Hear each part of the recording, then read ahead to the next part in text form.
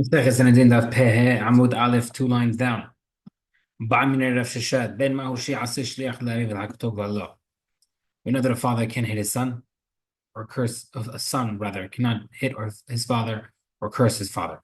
What if he's a Shliach Betin? Betin uses him as the whipper. He's allowed to hit his father or not? Can someone else hit him? Yes. Because it's an honor of Hashem, you're doing Malkut, so to the son can. There's a question. Now, we're going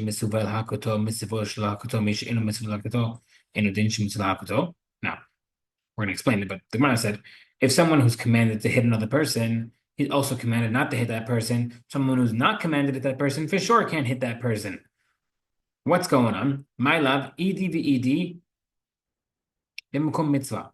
Maybe it's talking about both of them, where it's talking about a guy who was hired by Bedin to hit someone else. And therefore, Habib, the second case, where is talking about you're not allowed to hit him, so therefore you for sure cannot hit him, is referring to a son.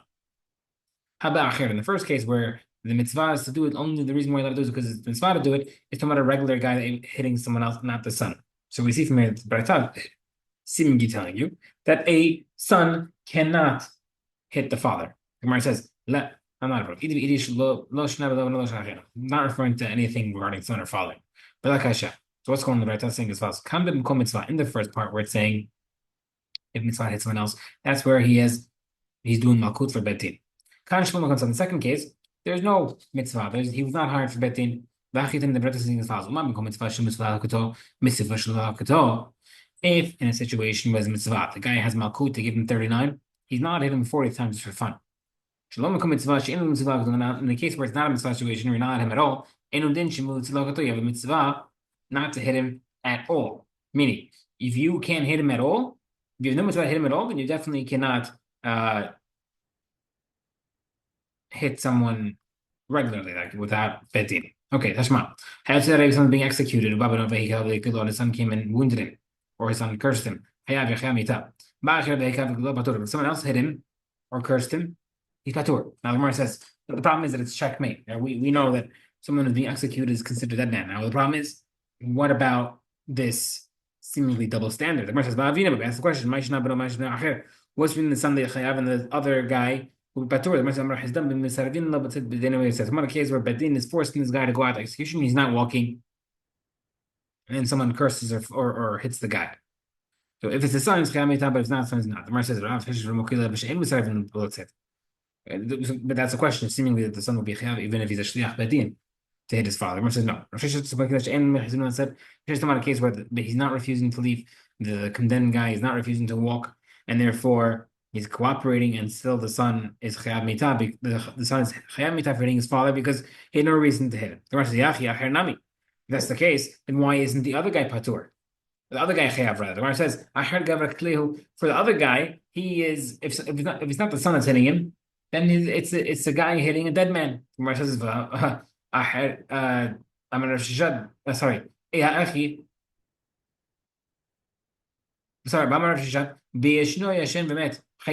if someone embarrasses a sleeping person, that guy dies in his sleep, you're still chayav for shaming him. All right, so the concept of embarrassing someone applies even if they don't wake up from it or they don't know about it. So you embarrass someone who's sleeping and the guy died while in his sleep, you still have to pay his inheritors. We see from here, if someone hits a guy who's going to die, he should still be a chayav. Remember, it says, it's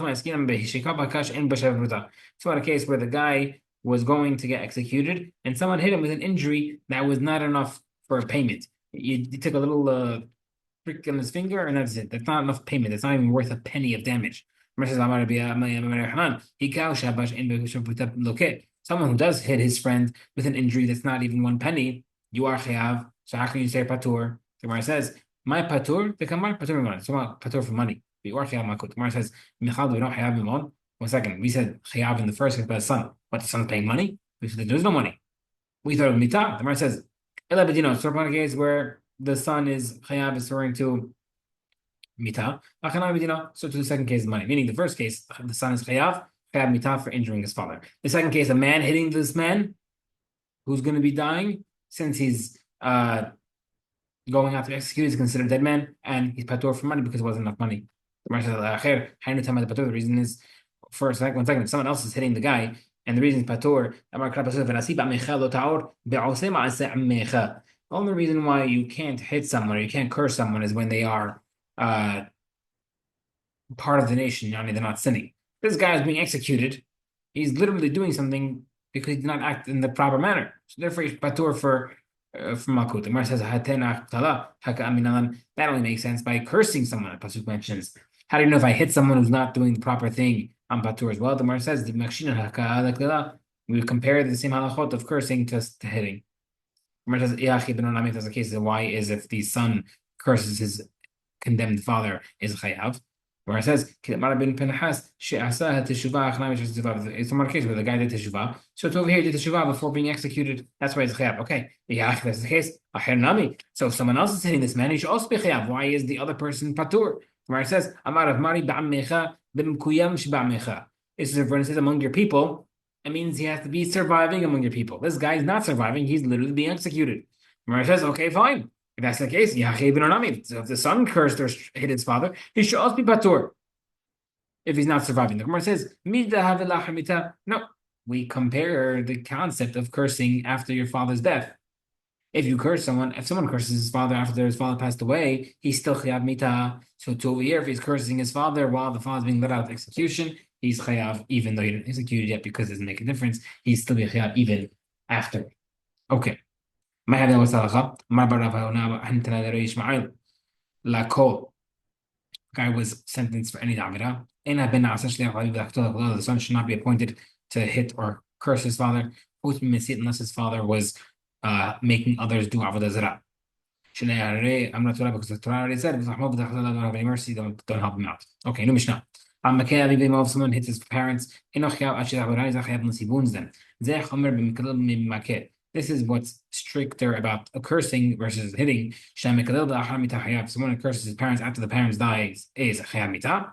But someone hits his parents after the parents death is patur, even if he makes the parent's corpse bleed. That's not true bleeding. He's still patur. Okay, number 9. You're cursing your father or mother. It teaches you even after the parent passed away. You might have thought maybe since we compared cursing and hitting, in the same way if you hit your parent after the parent passed away, your patur, maybe also the cursing should be, or additionally, even though in a case where the parent is alive and not acting in the proper ways of Bnei Israel, it's still considered, you're still chayav. Then a person who's cursing the parent, when it does not apply, if the parent is not on the proper derech, you're not chayav. So for sure that should not be a chayav after the parent passed away if you curse his parent. We use that pasuk to teach you after mita. The says, because according to him, the pasuk of father and mother is extra. And but according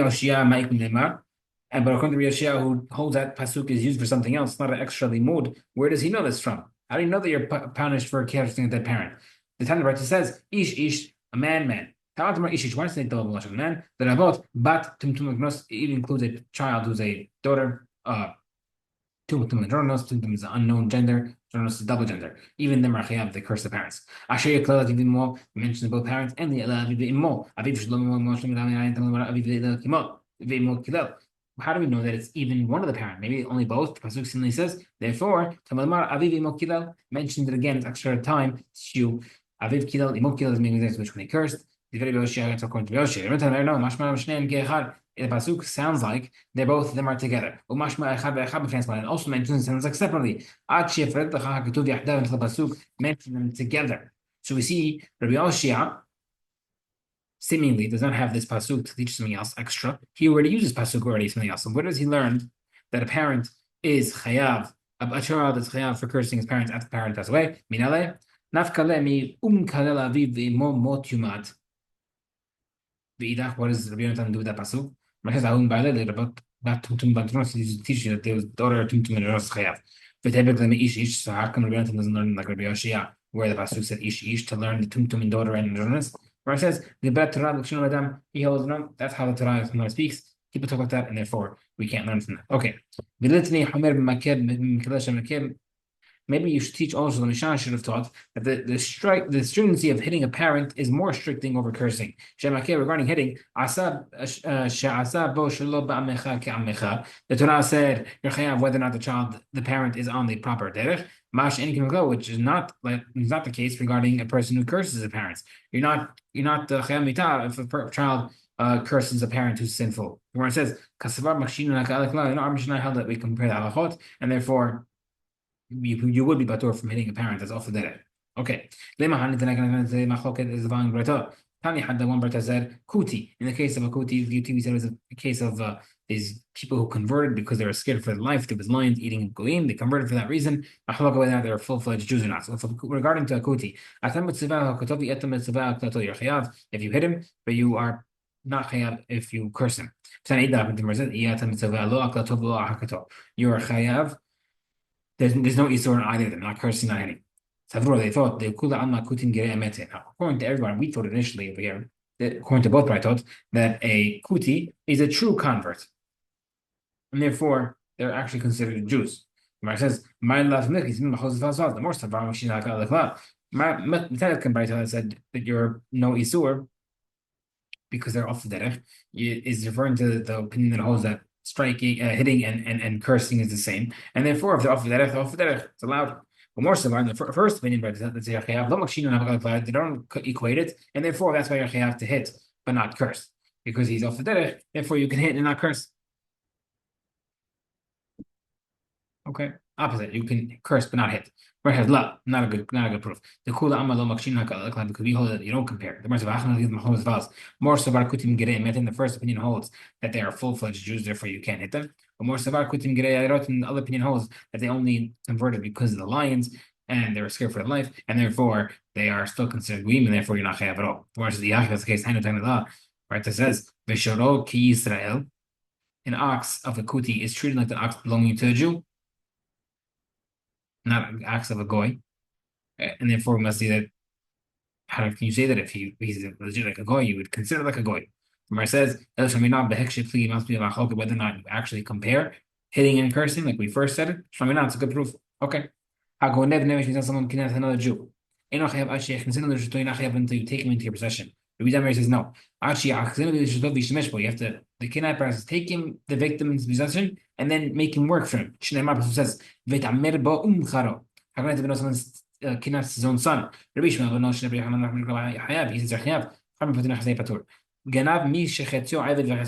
someone kidnaps someone who's a half a slave, half free man, right? It's a big machlokes about Shas. What do we compare him? We compare like a Jew or not? Okay. The Tanakh law by Imor, according to Tanakh where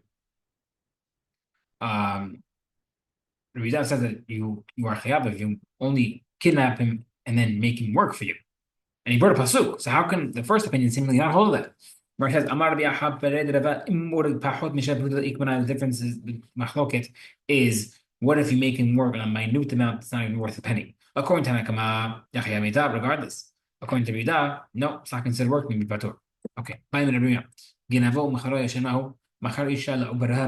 What if you kidnap someone who is sleeping and sold him, or you kidnapped a pregnant woman? What's the halacha? So what's the question? Is it possible to be considered using them or not? Maybe there is no such thing. No, the guy sleeping, you can use him by leaning on him. Pregnant woman, you can use her to block the wind in front of you. Versus is that considered a usage or not? We don't know. Someone is found kidnapping another Jew. And the other ish, I only know if a man kidnaps someone else.